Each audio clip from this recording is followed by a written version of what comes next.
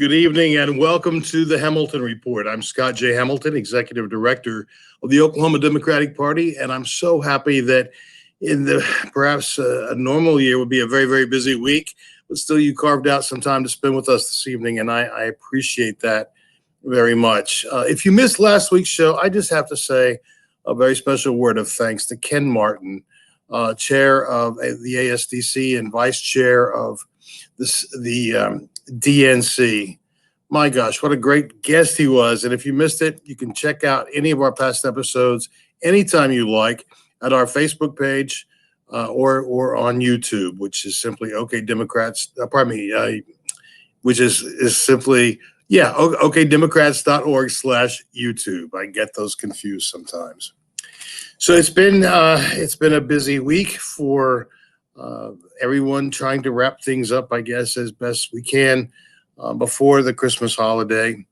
But as we come into this time of year, it's a time of year that in the best of seasons can be a challenging time.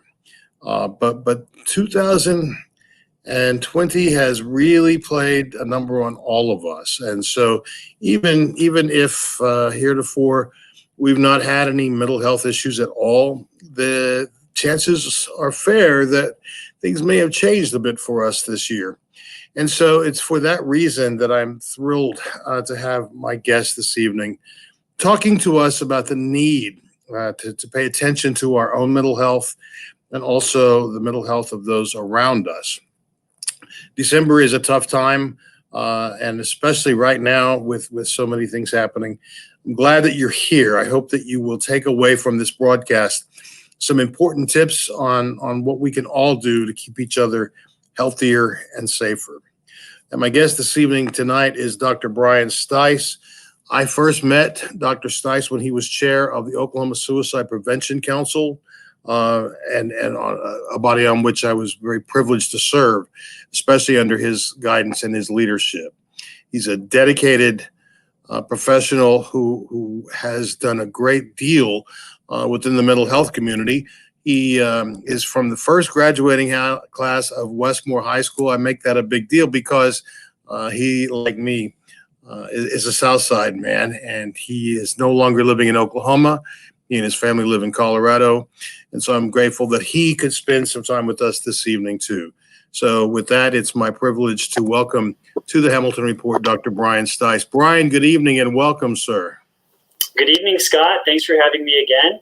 And I'd also like to mention that this is the third time you've invited me for an interview. So happy to be with you again. First time with the Oklahoma Democratic Party, though.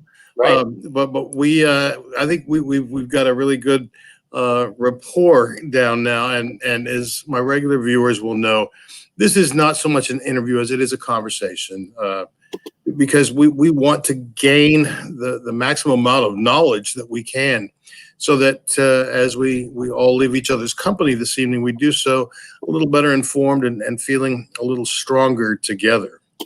Bryan, let's just jump right in. As I mentioned a moment ago, in the best year, the holidays can be challenging. The list of things that we've got to do, the people that we've got to see, those that we may or may not want to see.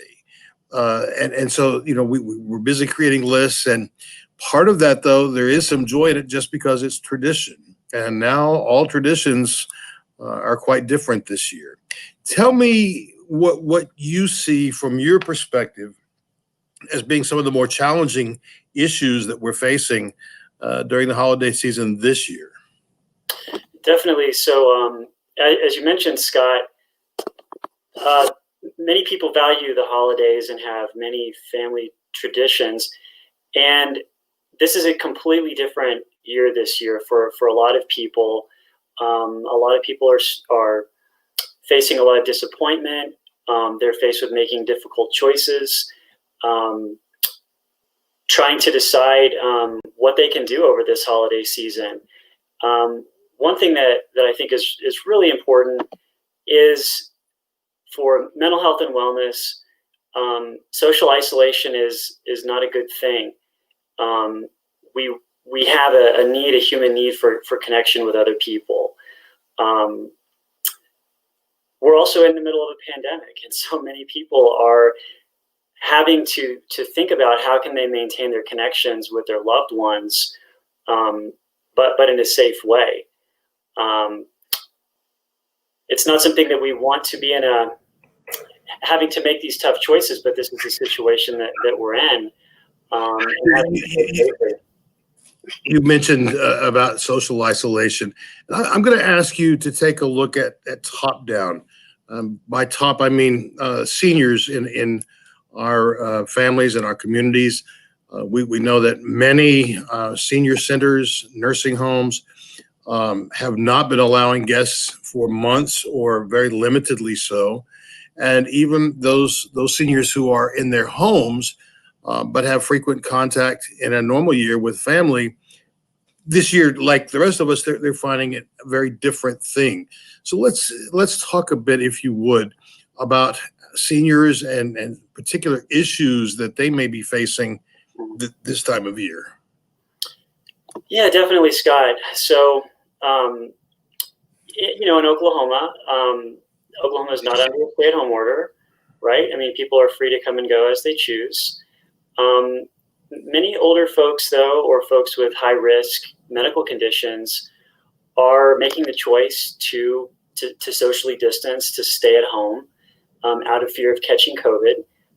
They may be very worried that if they catch COVID, they will be very seriously ill, critically ill, and they could die from it. And so they're making the choice for themselves to stay at home for their own safety.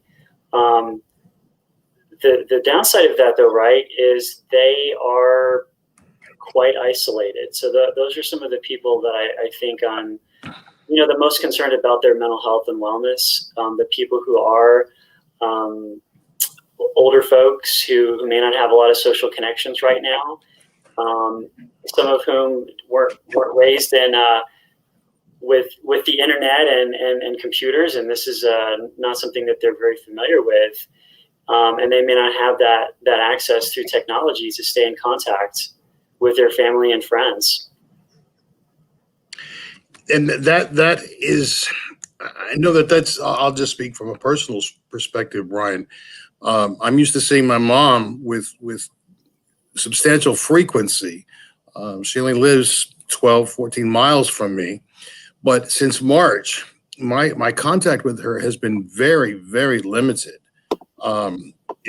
Wearing a mask, going in, dropping things off, never staying more than a few minutes. And, the hugs are not at all like they normally are. So it has been, I know, challenging for her. It's been challenging for me and the rest of my family as well. What are your suggestions on how we really pay attention to seniors in our families over the next couple of weeks? What can we be watching out for? What are some things we can do to keep them included, at least on some level of tradition, Bryan? Yeah. If they do have the capability for, FaceTime calls or video calls or Skype calls or things like that, that's wonderful. If not, call them up on the phone. Older folks that are your family, reach out to them. Your neighbors, reach out to them, see how they're doing, and see if there's anything that you can do to offer support to them or provide any assistance that they might need.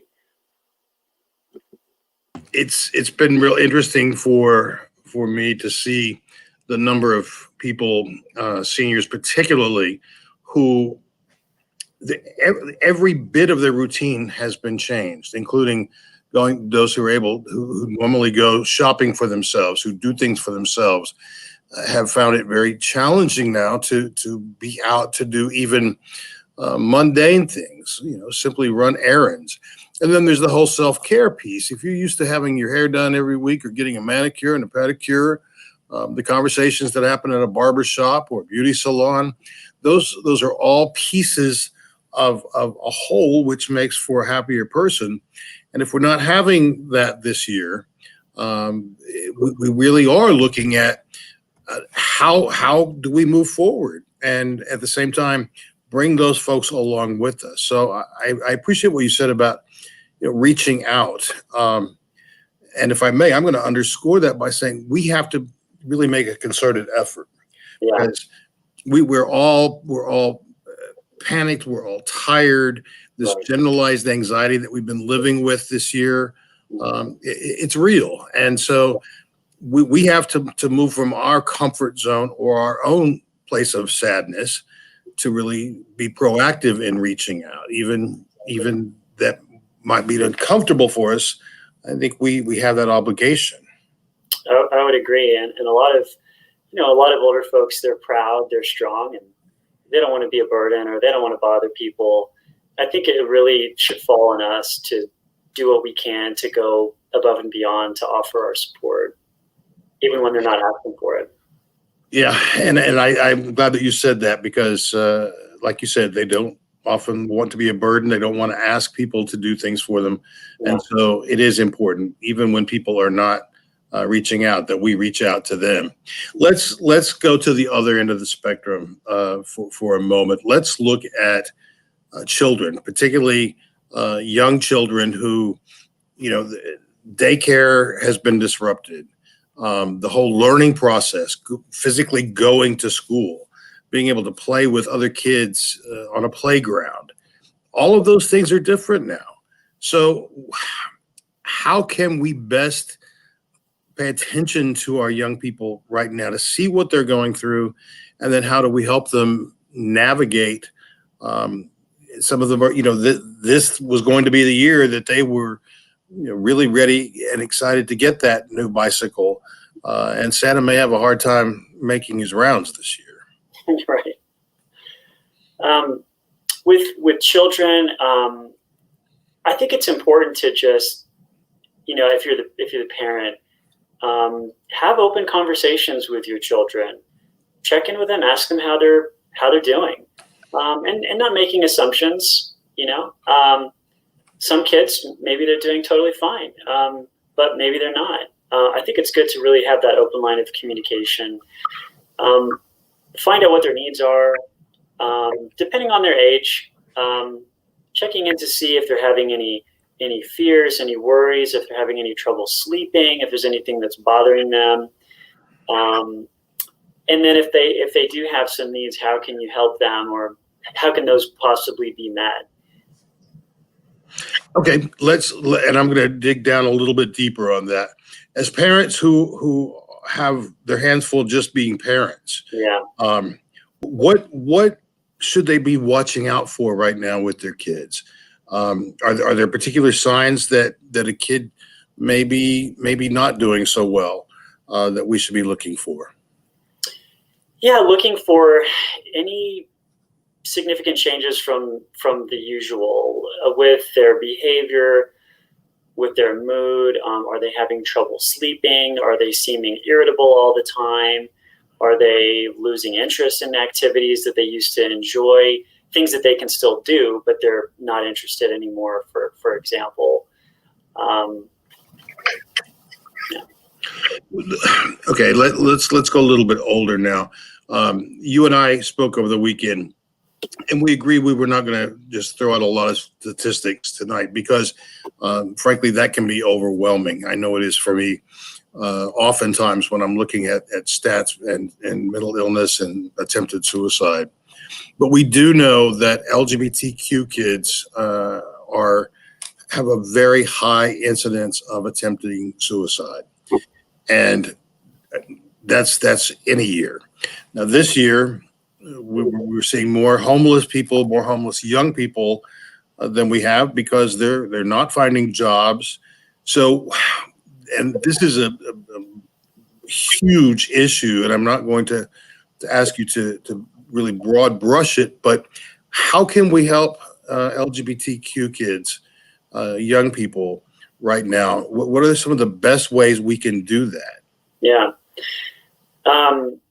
There's an organization called the Trevor Project, which I would encourage your viewers to check out their website. It's a suicide prevention organization geared towards LGBTQ youth. Some information that they had shared is, one effect of the pandemic, for example, is having a lot of school closures and they are not able to maintain that social connection with their peers. And things in their household, maybe they're okay, but maybe their household is not really a great place, and they're able to have safe connections with friends who give them unconditional positive regard, and they might not be able to get that right now. That's I think that's an important thing, because, for example, some young people have found community when they did not have a community at home. They have found community in clubs, particularly those that allow younger people in, and that's changed right now because what clubs are open. It's a very different environment than being able to dance together, being able to embrace. Likewise, open and affirming churches and other places of worship are not open for business as usual right now. So there aren't a lot of opportunities for socialization, and more importantly, for support. What do we as friends, as allies, how can we contribute to making things better for these young people who are really going through it in many cases? I think if you have a chance to talk to them, to encourage them, that to let them know that they're not alone, encourage them to seek support, encourage them to try to find social connections in other ways that may not rely on having face-to-face interactions if that's not an option. A couple of other options that I can think of would be, obviously through social media platforms is where a lot of youth stay connected. The Trevor Project does have their own social media platform called Trevor Space for LGBTQ youth, aged 12 to 24. And then they also have a helpline for those who are struggling and want some support. And their number is 1-866-488-7386. Bryan, would you repeat that number again, please? Yes, 1-866-488-7386. And that's the Trevor Project support line.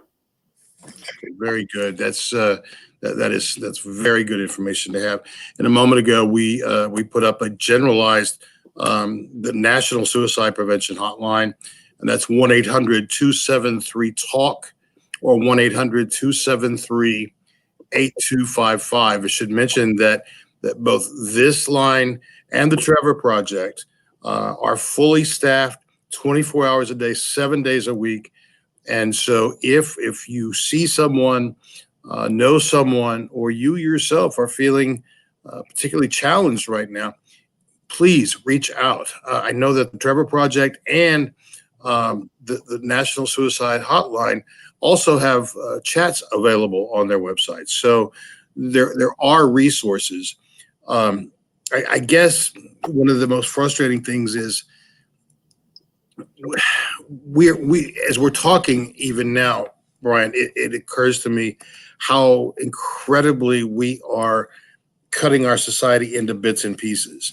The nature of what COVID has done really has done that. I mean, people who are victims of domestic violence, who before could count on being out of the house for 8 hours a day, or the abuser to be away for 8 hours a day, there was some comfort in that. But when you have a situation where both people are home all the time, it creates an environment that is potentially really lethal. And I'd like for you to talk a bit, if you would, about what to do, not just in terms of domestic violence, but if there are problems in a relationship, a marriage, if there are tensions that are higher than normal, what can people do to get through this period? I would encourage anybody in a situation like that to they need some support in order to stay safe. They might need a temporary place to stay for shelter, for example. The National Domestic Violence Hotline, let me pull up their number here real quick. One of our viewers, Lauren Dankwa, just did that for the Trevor Project. And Lauren, I'm going to ask you to do the same thing, if you would, for the domestic violence hotline while we're talking. And as soon as you get that, we will pop that onto the screen. I appreciate that help. Go ahead, Bryan. 1-800-799-SAFE. 1-800-799-7233. Another line in Oklahoma that anyone can call is 211. That's answered by 211 of Oklahoma. There's a couple of different organizations that field those calls initially. And then based on what the individual's need is, they can then be able to provide that support right then and there, or depending on what it is, they could route the call through to another hotline. And that's something that anyone can use, whether it's if they're in a mental health crisis, domestic violence situation, or if they just need to inquire about resources. Maybe they need to inquire about, what they can do if they have an overdue gas bill and their gas is about to get shut off. Are there any resources out there that can help me? So 211 is a great option, and they also have a website full of information as well. I'm glad you said that, because that leads to something very important. If you are being threatened with having your gas or your water or your electricity shut off, then that's going to exacerbate all other problems. And so that's a very good point. And I'm glad that you raised it, because it means that we have to, we're dealing with physical health, we're dealing with mental health, we're dealing with just day-to-day living stuff that impacts both our physical health and our mental health. This is a lot. This is a lot going on for a lot of people. And I mentioned LGBT, and now there's another group I want to just mention, because we know that mental health, thankfully, mental health for veterans in this country is getting a lot more attention, and I'm very grateful for that. I know folks who take advantage of the resources at the VA here in Oklahoma, and do so with just absolute positive response. That being said, if you're miles and miles away from a VA, are there resources that you're aware of for veterans to reach out, in addition to the ones we've talked about? Are there any specific things that we can offer to our vet friends? Yes, absolutely. So the Veterans Crisis Line is actually the same number as the National Suicide Prevention Lifeline, 1-800-273-8255. And then if you are a veteran in distress, in a mental health crisis, or calling about a veteran who's in a mental health crisis, at the prompt, it will say, press 1 if you're a veteran or calling about a veteran. And then at that point, it'll route the call over to the call center managed by the VA. The hotline respondent, as with the National Suicide Prevention Lifeline, whoever is answering the call can provide immediate crisis support. And then if the person does need assistance with getting to a hospital, emergency department, or medical facility, or if it's the Veterans Crisis Line, they would look to see if they could possibly try to get them to the VA hospital, and then they'll follow up as well from there. Another group that, and I'm bringing this up because I heard a gentleman talking to another gentleman. Both of them were living in the street, and the second fellow asked the first one. He said, "How long have you been on the street?" And they both were, in picking up pieces of the conversation, they were both vets. And the man that answered said, "This time, 2.5 years." And so this was not even the first time. But that brings me to the broader homeless population, because food distribution is not nearly as widely available. Thankfully, food banks have done a great job churches, nonprofit organizations, other religious groups have done tremendously in making sure that people get food that they need to sustain themselves. The challenge, though, if you have no place to cook and you're given a big box of food, that's of no help, especially not immediate help. And with the challenges just of living on the street or being homeless. And now that's compounded with the cold weather. It's compounded with the holiday season, where people tend to be more charitable. I know that at least I do. But I'm not interacting with nearly the number of folks. And yet I see the homeless population here in central Oklahoma has grown visibly, tremendously this year. Are there suggestions for how we can not just feel bad as we pass by, but what can we do to at least make sure that these folks have some modicum of safety, Bryan? Yeah. I'm not sure exactly what the parameters are right now because of COVID, but I know that historically, there's, many homeless shelters. Historically, they're always looking for people to volunteer, donate, that they can use to help to support the local homeless population. So that's what I would encourage people to do if you're wanting to help, your fellow human being who is homeless and needs shelter and food.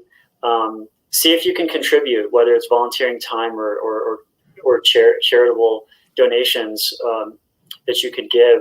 Also, many churches, receive and then donate items to local people in need, whether they're homeless or whether they're just like many people, they're facing hard times right now. I appreciate that very much because, there are a lot of issues that present in ways that create more issues, and that is certainly true among the homeless citizens who exist in our midst. One of the things that we have not really talked about, we've done so indirectly, Bryan, but we've looked at specific groups within community, but we haven't really talked a lot about self-care. And I'd like for you to address that. For example, what should we be looking for in ourselves, changes in our behavior and our moods, whatever, that we might say, okay, this is not just some sadness that I'm dealing with. It's something that maybe I need to spend more energy on. So let's talk a bit, if you would, about taking care of oneself right now. Yeah, definitely, Scott. This has been a very, very difficult time for many people. Change is hard in general for people, and now we're facing just so many changes, and we're also pretty restricted in some things that we used to do for enjoyment that we can't do now, or maybe we could do, but people may make the decision they don't feel like it's really a good idea, or maybe they don't think it's a safe thing to do, and so they're more limited. Again, number one, finding ways of being and staying socially connected and reaching out to the people who you may have lost contact with to just stay in touch. Focus on the things that we have control over. We can choose how we spend our time, even though the restrictions that we're in.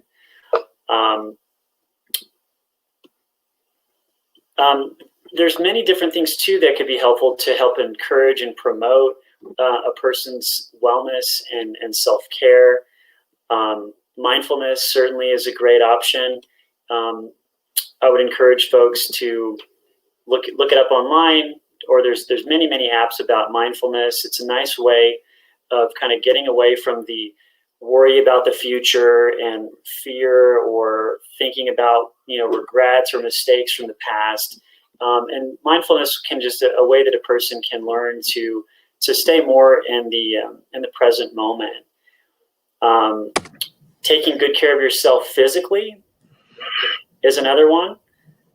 See, I knew you were going to sneak that in. I was just about to say, thank you. You're the first doctor I've talked to recently who didn't tell me I need to go on a diet and exercise more. And here you are telling me I need to go on a diet and exercise more. The mind and the body are connected.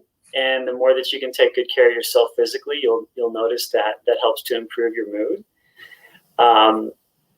Taking care of yourself spiritually, depending upon what your belief system is. Personal development. I know a lot of people are staying at home a lot now, and maybe this is a good time for you to learn a foreign language or learn how to play the guitar or, cook something really exotic that you've really not had the opportunity to do in the past. What are some ways that you can be creative or challenge yourself? And surrounding yourself in your environment where you live with things that are pleasant, enjoyable, to be living in a nice surrounding. Clean up your place, make it look nice. That can help to improve your mood as well. Well, that's very, very helpful, because I think that it's easy to look at what we can be doing, should be doing, need to be doing for other people, and then not really pay attention to what we need. One of the things one of our viewers said that she just went off on someone this afternoon for not wearing a mask in a fast food place. And man, I find myself in that same position where I just become angry, and it's so quick. It's so I'm ready to just bite somebody's head off. And I'm normally not that that quick tempered, but I've noticed that I have become so these last several months. And part of it is, it depends on who you listen to with what guidance. We have a governor that won't issue a statewide mandate for masks, but we have some mayors who are doing just that. Some stores who aren't enforcing it, some that are. So it's just this, there's a constant whirling, I guess, in the back of my head sometimes. And I wonder if other people aren't experiencing that also. I can't be the only one, Bryan. Sure. So yeah, as you said, the governor is making his decisions, and it is the way it is there in Oklahoma. Given those are the circumstances, we only have control over ourselves. If you do see somebody that's maybe putting you at risk and you don't feel comfortable with that, stand up for yourself and remove yourself from the situation if you need to. Make sure that you're making choices that are in line with your values and what you feel is best for you. If you feel like you need to focus on your safety, if you're somebody that has high risk for serious conditions due to COVID, then that's okay. If that's what you need to do. I know some people are, maybe not as concerned and maybe taking risks. Hopefully the risks are measured risks, and they've put some thought into it as far as ways of is this a safe risk that would be worth it or not. Well, I'm glad that you said that, because it's a constant awareness, and sometimes it is better just to move away from a situation rather than engaging people with that. And I know that can be very, very healthy to do that. Before we go tonight, I'd like to talk a little bit. I wonder if there aren't ways of creating new traditions, Bryan, that will help pacify our need for those things that we hold dear. And I also want to underscore the fact that a family is whoever you make it to be. And you may be a family of one. That's no less of a family than any other family. But what are some things that we can do um, to calm that need for tradition, or perhaps create some new traditions all of our own, Bryan? Yeah, I think that's a good way to think about it, Scott, is thinking of this as maybe a new opportunity for something that could maybe be better in a way. I can think about past years when, we have a family gathering for the holidays and there are certain people who can't make it. We don't see them. We might talk to them on the phone briefly, but that's kind of it. I think for a lot of people this year, they're probably going to be having a massive Zoom call with like 10 people on it where everybody's seeing each other all across the country.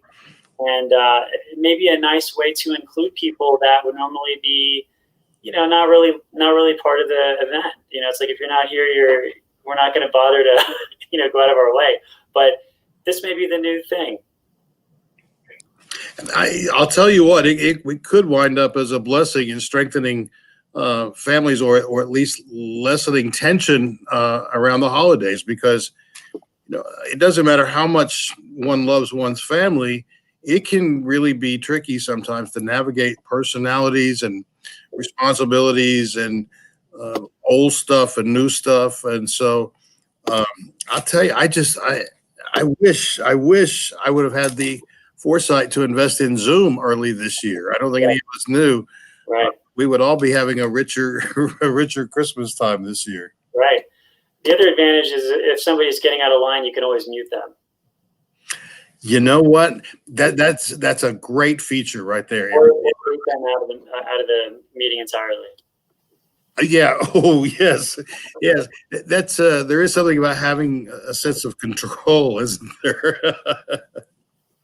Well, Bryan, any last thoughts on how we can best stay healthy these last couple of weeks as we wind up a tough year? What would your parting message to us be tonight? Yeah. For one, this year is almost over. So, thank goodness for that. We're almost through 2020.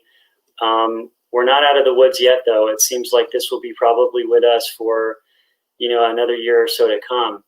I wanted to mention just briefly, Viktor Frankl, who wrote the book Man's Search for Meaning. I would encourage, your viewers to check that out. He was a psychiatrist who was in a concentration camp for 3 years, and a fantastic book. He references Nietzsche and borrows a lot from Nietzsche in his book. And the quote that has been really sticking with me too lately is the quote from Nietzsche that he referenced. He who has a why to live can bear almost any how. So I would encourage your viewers in that sort of line of thinking of what's something that they can take from this experience over this past year, which has been pretty horrible for many people. But is there something that you can take from this, some kind of lesson that you've learned, whether about yourself or others or something? Is there anything that you are grateful for that you can take from this experience, and that possibly it might help to be able to make some meaning and get something out of this? I'm glad that you brought that up, because at the end of the day, I don't spend enough time focusing on the things for which I'm grateful. And you have given me a big gift right there, just reminding me that I need to just stop and take stock of the things I'm grateful for, because gratitude has a pretty strong healing effect, doesn't it? It does. Yeah. And I'm grateful that being here on your show tonight. And I'm grateful to see you. And I know that you are just doing so much good. Since the last time we talked, you have a new child. Your family is growing, but it's still a real joy for me to be able to watch, even from a distance, to see the impact, the positive impact that you are making in people's lives. And for you to sacrifice this family time tonight on such a busy week, you have my gratitude. I'm grateful for you.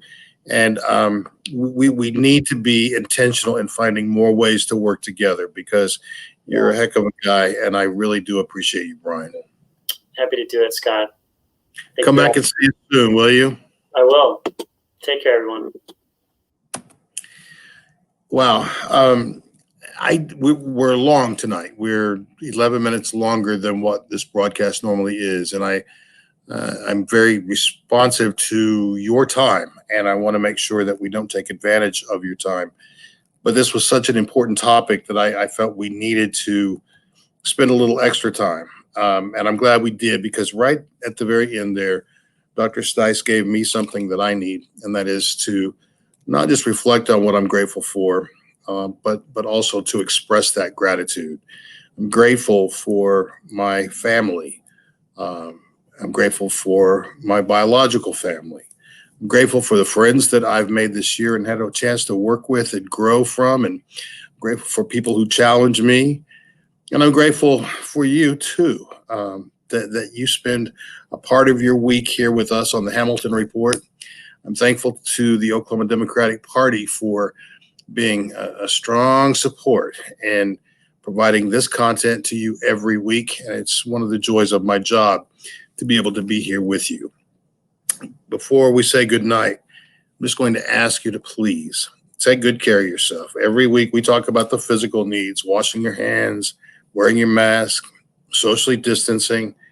But tonight I'm asking you to pay particular attention to keeping your mental health in check, because I promise that next year is going to be better than this year has been. And together we will not just muddle through, but we will wander into a great new year as long as we have each other and we can do this together.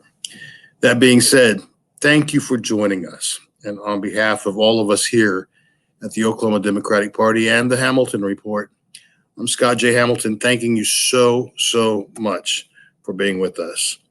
Have a wonderful holiday. Merry Christmas. We'll see you soon. Good night.